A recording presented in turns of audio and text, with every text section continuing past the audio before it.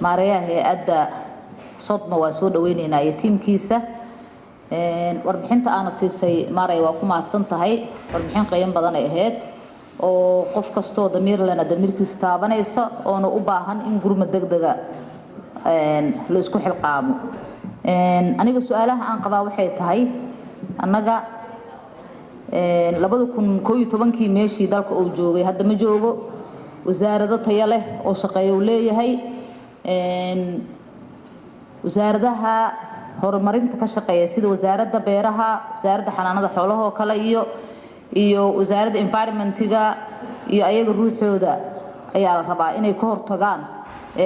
dhibaatada hadda taagan oo maareeyaha uu ka hadlay marka su'aasha aan qabaa waxay tahay maareeyaha hay'addan Sodma iyo wasaaradahaas ka shaqeeyo developmentiga oo sustainability-ga la rabo inay ka shaqeeyaan in oo abaaro aysan dhicin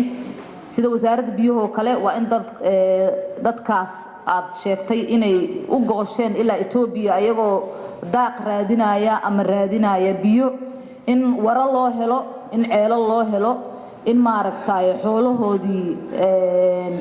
maaragtay daaq loo sii kaydin loo sameeyo wasaaradda xanaanada xoolaha kale inay ka shaqeyso in maaragtay wasaaradii beeraha sidaas oo kale irrigationkii iyo beeraha wixii u baahnaayeen marka annaga ma waxaan taagnaanaynaa square zero oo abaara dhacay emergency jiro dadka raashin hala gaarsiiyo annaga oo raashinka logisticada lacagta ku baxaysa tiradeeda inta iyo culayska ay tahay annagoo og maaragtay in oo aan hadana dawladda shisheeye aan weydiisanayno gargaar marka inaan ka baxno ma u diyaar gareysanahay adiga iyo wasaaradahaas wada shaqeyn midin ka dhaxaysa oo meelaha abaaraha ay ku badan yihiin iyo dhibaatada jirto aad soo report gareysan ayaga ma la xiriirtaan oo report ma siisaan si oo maaragtay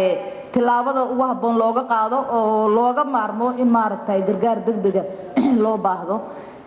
waxyaabo emergency oo kaleeto markaas dilaacay way dhici karaan oo maaragtay sida hadda jirtaba waxa keenay weatherka keenay marka laakiin ayada ruuxeeda waxa la rabaa in wasaaradahaas ay wada shaqeyn ay idin ka dhaxayso oo istiraatiijiye ay idin kaga taalo oo shalay meeshii aan ka imaanay maanta aan la joogin oo shalay meeshii abaarta ka dhacday wax laga qabtay oo wada shaqeyntiina intay la eg tahay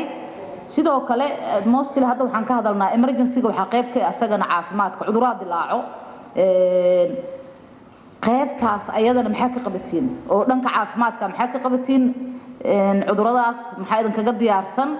oo hadii maaragtay shuban biyoodoo kale hadda deegaan oo ka dilaaco maxaa gargar degdeg aad gaarsiin kartiin marka su'aalahaas aan qabaa maareeyo oo soo dhaweynayna adeerow aad u mahadsantiin